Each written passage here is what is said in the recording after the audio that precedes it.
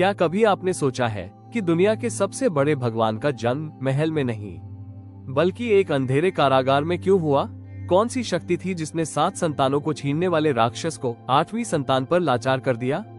ये सिर्फ एक कहानी नहीं है, ये है अंधेरे पर प्रकाश की विजय की गाथा, देवकी के आंसुओं और वसुदेव के अटूट प्रेम की कहानी। आज हम चलेंगे उसी रात में जब धरती का भार हरने वाले कान्हा ने जन्म लिया। मथुरा में उस समय एक क्रूर राजा का राज था जिसका नाम था कंस, जो अपनी बहनोई वसुदेव और बहन देवकी को बहुत प्रेम करता था। पर एक भविष्यवाणी ने सब बदल दिया। विवाह के बाद जब कंस स्वयं अपने रथ से देवकी को विदा कर रहा था, तभी आकाश से एक गंभीर गरजती हुई आवाज गूंजी। आकाशवाणी, मूर्ख कंस, जिस बहन को तू इतने प्यार से विदा कर रहा है, उसी की 8वीं संतान तेरा काल बनेगी, वही तेरा वध करेगी। ये सुनते ही कंस का प्रेम पल भर में भयानक क्रोध में बदल गया। उसने तलवार निकाल ली और अपनी ही बहन देवकी को मारने दौड़ा, जिस पर वसुदेव ने कहा, महाराज शांत होइए, देवकी को मारने से क्या होगा?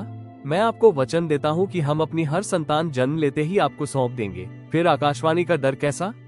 कंस ने यह बात मान ली। कंस ने देवकी और वसुदेव को कारागार में डाल दिया और उनकी 6 संतानों को निर्दयता से मारने के बाद 7वीं संतान के रूप में देवकी के गर्भ में शेषनाग के अवतार बलराम आए। लेकिन योगमाया ने उस गर्भ को खींचकर रोहिणी, वसुदेव की एक अन्य पत्नी, के गर्भ में स्थानांतरित कर दिया ताकि वो बच सके, जिससे कंस को लगा कि देवकी का 7वां गर्भ स्वतः ही नष्ट हो गया है। इसके बाद 8वीं संतान के रूप में भाद्रपद मास की कृष्ण पक्ष की अष्टमी तिथि को घनघोर वर्षा, बिजली की कड़कड़ाहट और चारों ओर भयानक अंधेरे के बीच देवकी ने भगवान विष्णु के अवतार श्री कृष्ण को जन्म दिया। और जैसे ही शिशु का जन्म हुआ, कारागार के सारे बंधन अपने आप खुल गए। पहरेदार गहरी नींद में सो गए और वसुदेव की हथकड़ियां और बेड़ियां टूट गईं। तब वसुदेव ने अपने नवजात पुत्र को एक टोकरी में उठाया और यमुना नदी की उफनती धाराओं को पार करने के लिए चल दिए, जहां यमुना ने भी उन्हें रास्ता दिया और शेषनाग ने अपने फन से कान्हा को बारिश से बचाया।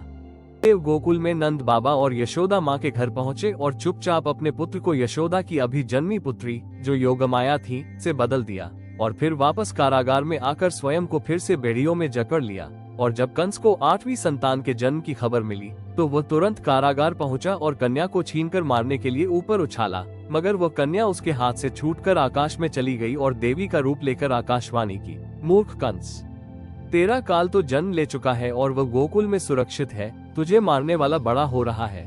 इस प्रकार देवकी और वसुदेव के अटूट प्रेम और भगवान की माया से कंस का काल यानी श्री कृष्ण सुरक्षित रहे और गोकुल में नंद बाबा तथा यशोदा माँ के लाडले बनकर बड़े हुए, जिन्होंने बाद में मथुरा लौटकर अपने मामा कंस का वध किया और धर्म की स्थापना की।